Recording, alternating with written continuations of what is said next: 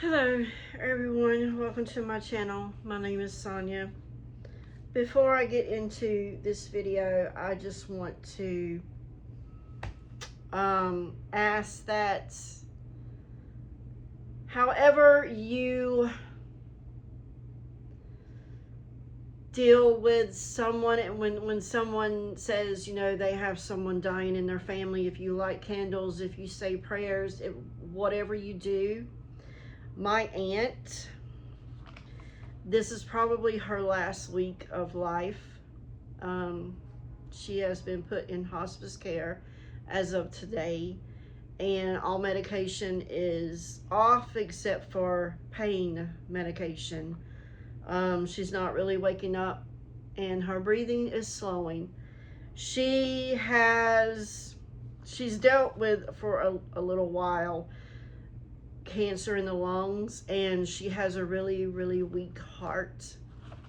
So, yeah, I just want to mention her, and I'm not going to say that I'm very close with her. I'm not, but she is a family member.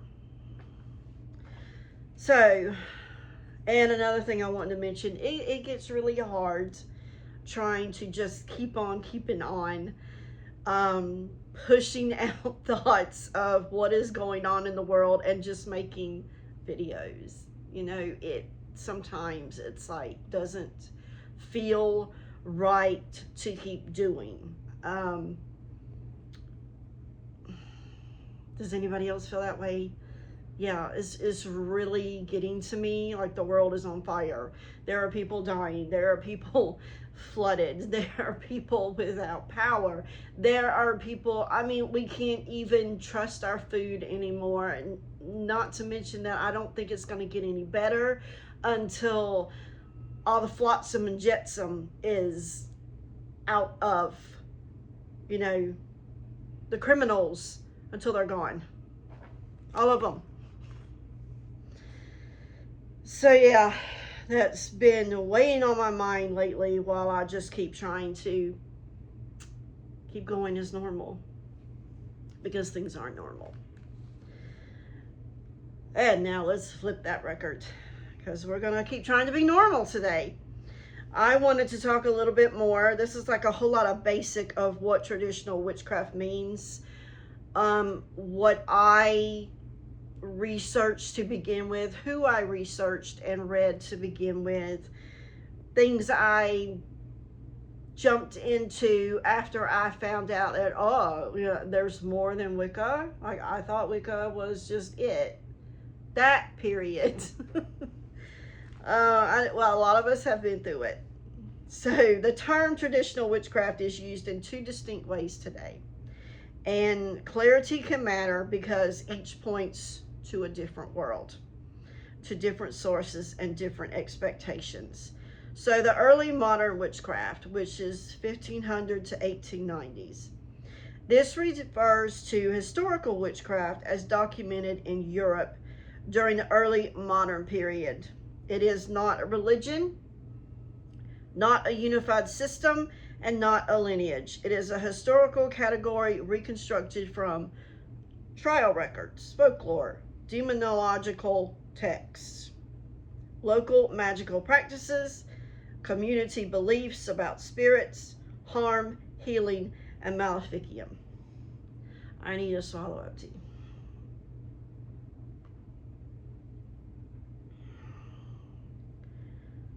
Early modern witchcraft is not a self-identified tradition. It's a social role, a feared figure, and a cosmological position within a spirit-driven worldview. It includes spirit flight, familiar spirits, maleficium, that means harm through occult means, charms, counter magic, and cunning crafts, and pacts, relationships with non-human powers. If this is not your witchcraft, then you are not basically doing traditional witchcraft. You're just doing witchcraft. There is a big difference, and it just is what it is. Okay? And when I say some things, when a witch is, a witch does, or whatever, I just hope that we can all just have an adult, you know, process going on, that I am speaking from what I know, from what I do on my channel. If this is why you came here, then great. If it's not why you came here, then maybe you should do some thinking about that. I'm going to put in one point of advice before I continue on. When you find a channel, I know what I do. I find a channel, I see one video, it's like, oh, I like that video. This sounds like a channel I would like. Before I make that decision, though, I look at other past videos. I read the statement on their, you know, their channel thing, myriad of other things, to make sure that I am, you know, not just liking a particular video, but that I am liking the context of the channel, because the context of the whole channel is important, not the context of one video. Now back to the program. Modern traditional witchcraft is from the 1960s till now. This refers to author-driven, practice-based witchcraft that emerged in the mid-20th century as an alternative to Wicca. It's not historical reconstruction, though it draws vocabulary and imagery from early modern sources. It is characterized by individual authors or practitioners developing systems by shared themes like land spirits, familiar spirits, sorcery, folk magic, and a rejection of Wiccan ritual structure. Emphasis on praxis over theology. That means practical action and ethical living are more important than abstract or formal beliefs. Modern traditional witchcraft is practice first, personality shaped, and cosmology flexible. It is not a lineage like Gardnerian or Alexandrian Wiccan, and it doesn't share Wicca's initiatory structure, duotheism, or ritual format. Traditional witchcraft is fundamentally a craft, a set of techniques, relationships, and symbol systems. Wicca is fundamentally a religion with theology, liturgy, and initiatory structure. Traditional witchcraft is a practice rooted in superstition, folk belief, spirit work, and sorcery. It's not inherently devotional. It's not built on dogma. It is a set of skills, relationships, and techniques. Wicca is a neo-pagan religion with a duotheistic theology, god and goddess, ritual calendar, and initiatory mystery tradition. When I say that's what it is, I say that was its original plan or layout. I know a lot of people have, draw from it and include it in and other stuff like nowadays. But its initial plan was this. Traditional witchcraft isn't a single river. It divides out into streams and creeks. Each one has its own flavor, lineage, and underlying worldview. Some are cultural, some are textual, some ecstatic, some familial, some spirit-driven. What unites them is their refusal to be flattened into a universalized, sanitized witchcraft. So you have culture-based traditions. That would be Cornish, Scottish, Icelandic, Appalachian, Italian, Slavic, and Iberian. Witchcraft shaped by land, language, and local spirits. They aren't interchangeable. Cornish craft carries the salt wind of the Penwith Moors. Read my own writing. Scottish craft is steeped in second sight and ferry roads. Icelandic craft is runic, geomantic, and shaped by volcanic land spirits. That's not to say that you yourself can't bring two together. But as traditions, they are not interchangeable. And then you have the grimoire-based traditions. The Key of Solomon, the Book of Abramelin, the Grand Grimoire, the Black Pullet, and on and on. Textual rather than cultural. Witchcraft that grows out of ceremonial magic, spirit conjuration, planetary magic, and ritual structure. The third one is practice-based traditions. This is like green, hedge, kitchen, bone, storm, sea, hearth, whatever, practice you do. These are orientations. They describe how a witch works rather than where the tradition comes from. Number 4 is the Cochranite tradition. This is Robert Cochrane or Roy Bowers, 1960s Britain. Emphasizes the old craft, like pre-Wiccan and folkloric. The compass as a ritual structure. The Horned God and Lady of the Wildwood. And another one is the Fairy or Vicia tradition. This was founded by Victor and Cora Anderson. Fairy, F-E-R-I, is an ecstatic, sensual, and spirit-driven practice.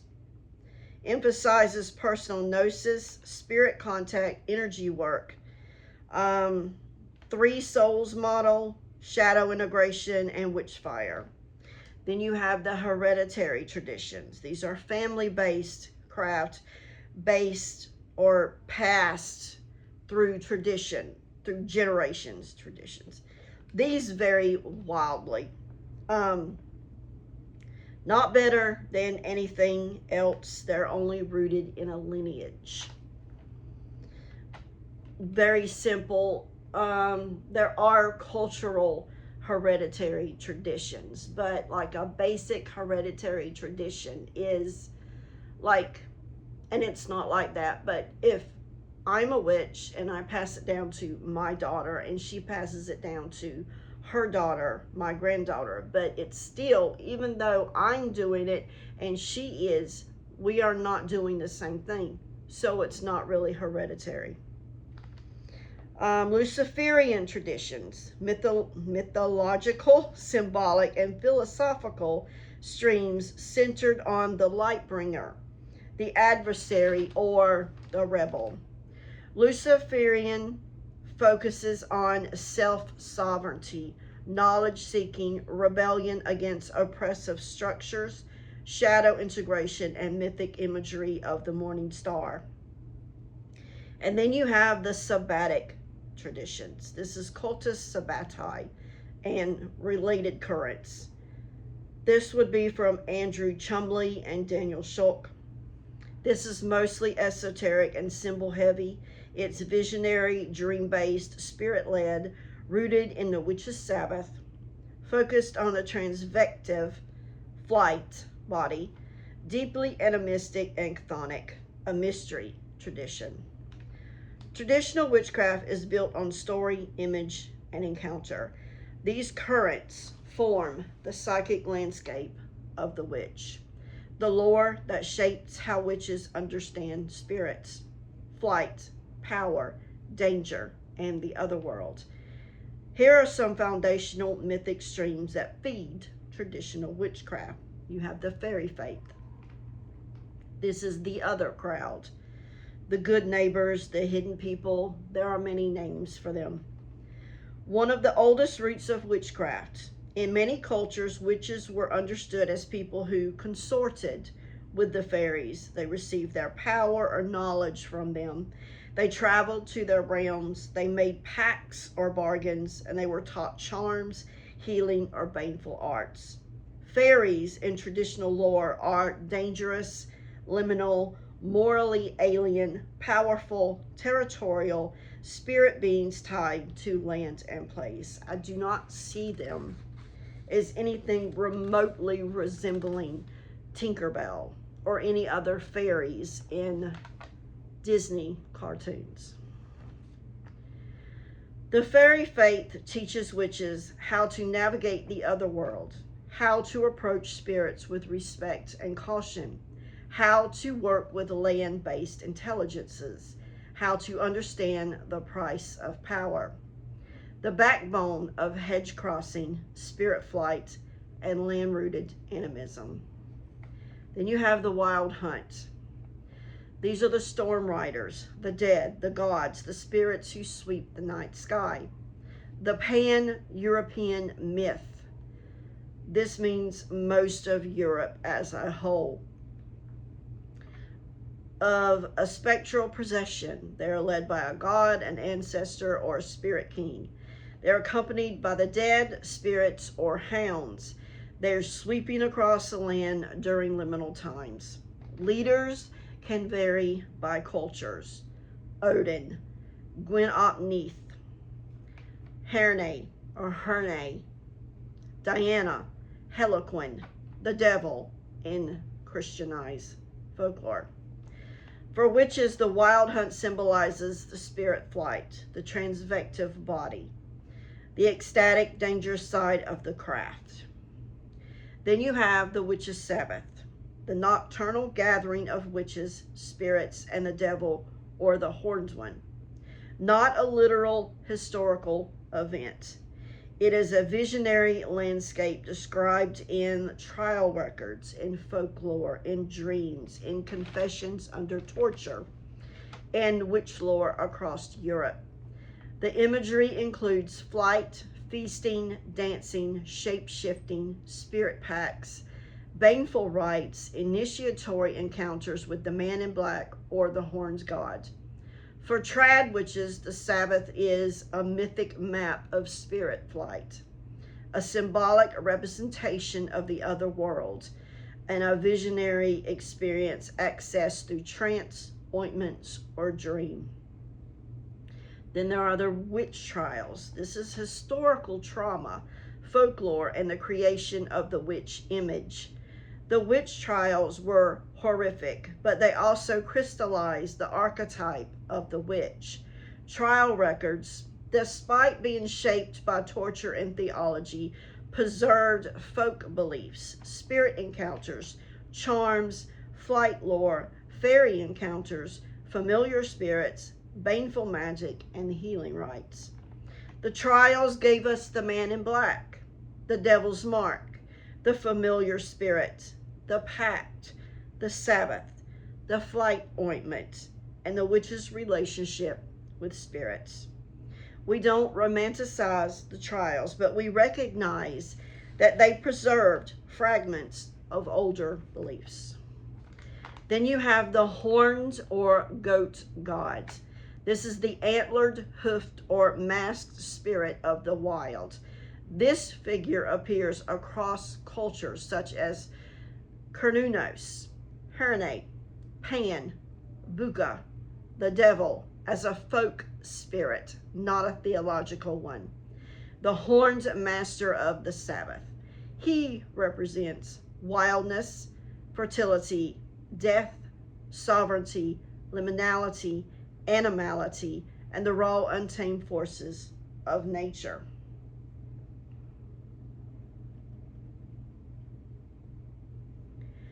In tradcraft, the horn god is not a male deity in the Wiccan sense. He is a spirit of the land, a guardian of liminal spaces, a psychopomp, a teacher of cunning, and a figure of initiation. He's the one who meets the witch at the crossroads or in the woods or in a trance. Then you have the man in black. This is the shadowed initiator, the familiar spirit in human form. The man in black appears in Scottish witch lore, in trial records, in fairy encounters, sabbatic visions, cunning folk accounts. He is a spirit, a guide, a teacher, a psychopomp, sometimes a fairy, sometimes a land spirit, and sometimes a mask worn by the horned one. He's the witch's otherworldly mentor. Then there's the witch in history and literature. This is Medea, Circe, Morgan Le Fay, Baba Yaga, the cunning woman, to mention a few. These figures shape the witch's mythic identity. Medea is an herbalist, a sorceress, a liminal, powerful, feared. Circe is an enchantress, a shapeshifter, initiator of heroes. Morgan Le Fay is a healer, a sorceress, and she's fairy-blooded. Baba Yaga is death, rebirth, initiation, bone lore. The cunning woman is healer, charm maker, spirit worker. Traditional witchcraft is not a religion. It is a world view, a way of perceiving spirits, land, self, and power. Power comes from crossing thresholds, slipping into trance, dream, ecstasy, or liminality.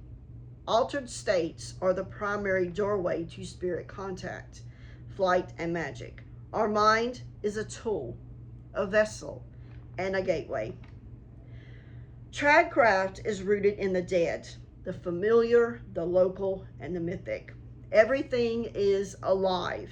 It has spirit and it has agency. Plants, storms, rivers, bones, tools, crossroads, animals, stones. Animism is a mode of perception. The familiar is a working partner. They teach charms, flight, baneful magic, healing, cunning. And they are our closest of the world ally. Tradcraft isn't moralistic, but it is accountable. We own our choices, our consequences, and our actions. There's no cosmic forgiveness. Sovereignty demands responsibility. The witch's soul is layered, complex, and divisible. You have the three souls, which is fairy, Celtic, and Siberian. You have the double soul, which is fetch, Philgia, Anyway, it's Fylgja and shadow. Spirit body. This is transvection body used in flight. And then dream soul is our nocturnal self. Our soul is more like a constellation instead of just one star.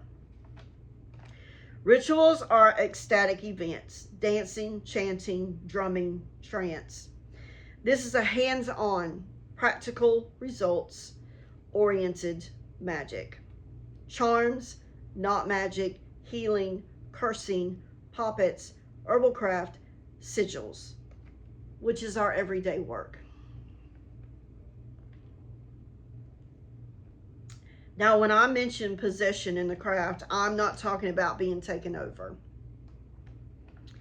It's an overshadowing, co-presence, hag writing, you know that one, which is the same thing with others and spirits.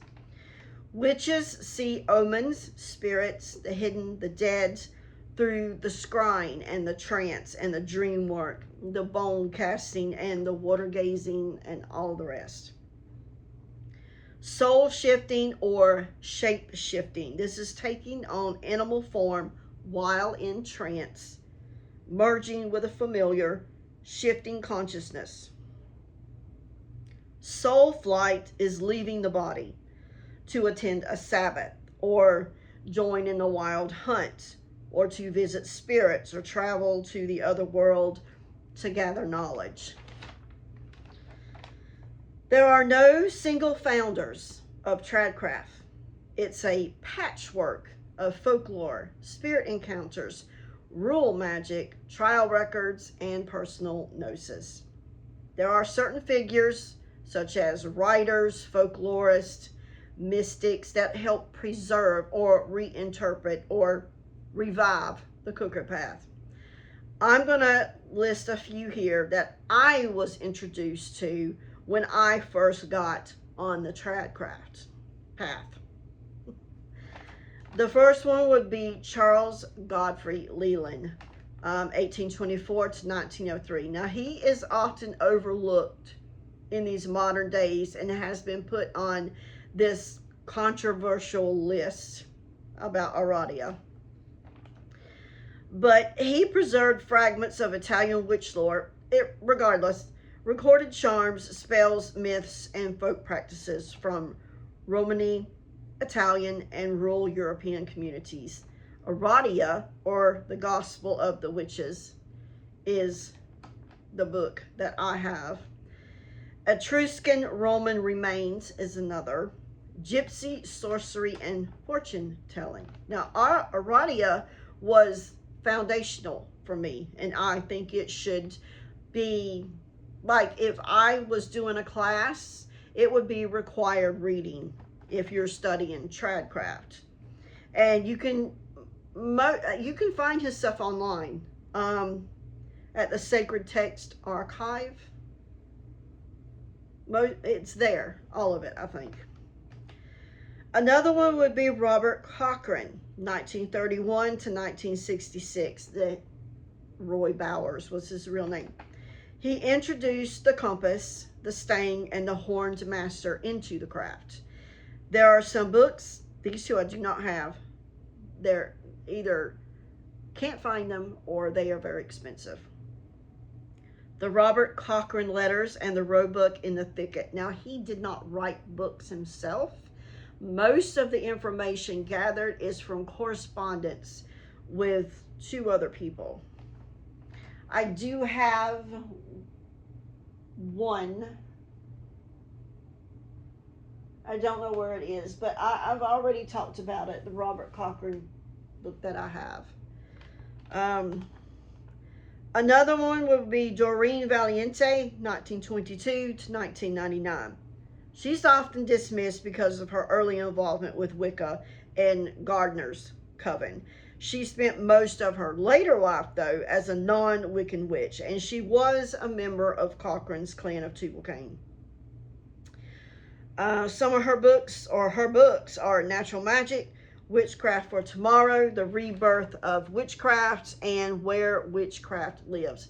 I believe I have all the other ones except for Where Witchcraft Lives, because it's very hard to find.